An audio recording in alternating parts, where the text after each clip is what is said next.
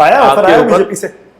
छोटे मोटे कोई ना कोई जरूर बोलता रहता है कि और ये भी कहा गया कि आप आ जाओगे तो आपके सारे केसेस खत्म हो जाएंगे। केसेस खत्म हो जाएंगे, कोई इश्यूज नहीं होगा, ये वो। अब ये सारी चीजें तो चलती रहती हैं कि मतलब कि अगर आप इतना समय क्यों ले रहे हैं राजनीति में आने के लिए। पर मुझे लगता है आप कांग्रेस के अलावा, आपने कहा भी है कि कांग्रेस के अलावा किसी और पार्टी से आप नहीं लड़ेंगे ना? बिल्कुल बिल्कुल।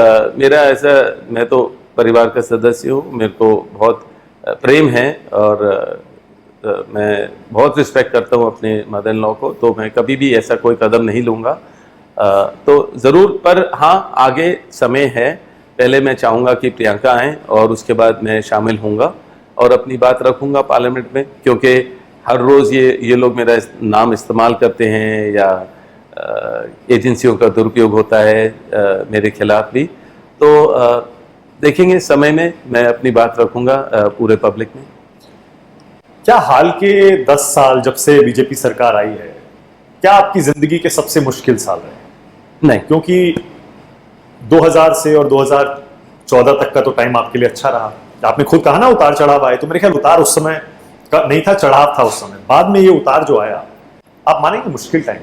देखिए, मेरे मुश्किल टाइम हुए थे जब मेरे खुद के घर में काफ़ी मौत हुई, मेरी सिस्टर का, मेरे ब्रदर का और मेरे फादर का।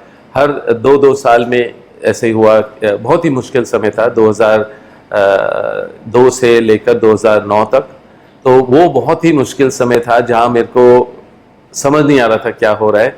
और अपने ब्रदर सिस्टर को, फादर को ऐसे खोना एक समय में बहुत, मतलब 2-2 साल अपार्ट, तो बहुत मुश्किल समय था। पर जैसे मैंने बोला, वो भी समय था कि सीखने वाला समय था।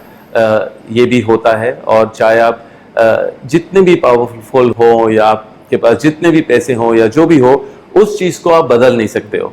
10 से 12 घंटा उनके पास बैठा हूँ और इतने मतलब सवाल के जवाब दिए जिसमें कोई भी समझ नहीं है कौन लिख रहा है।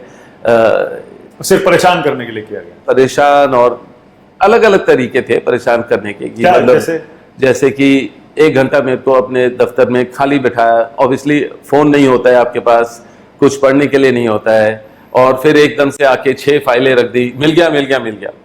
और फिर माइंड गेम्स हैं, और फिर वही सवाल दोबारा पूछना, और कोई तीसरा आदमी कुछ पूछेगा। अगर मैं किसी को नमस्ते बोलता हूँ, वो जवाब ही नहीं देते हैं उसका। तो ऐसे जो ऑफिसर आए, तो मैंने फिर से उनको नमस्ते बोला। जब तक उन्होंने जवाब नहीं दिया, मैं उनको नमस्ते बोलता गया। कितनी बार बोलना पड़ा? मैं 3 बारी तो बोला, फिर उन्होंने नमस्ते का जवाब दे दिया। तो मैंने कहा ठीक है, चलो दोस्ती शुरू हो गई।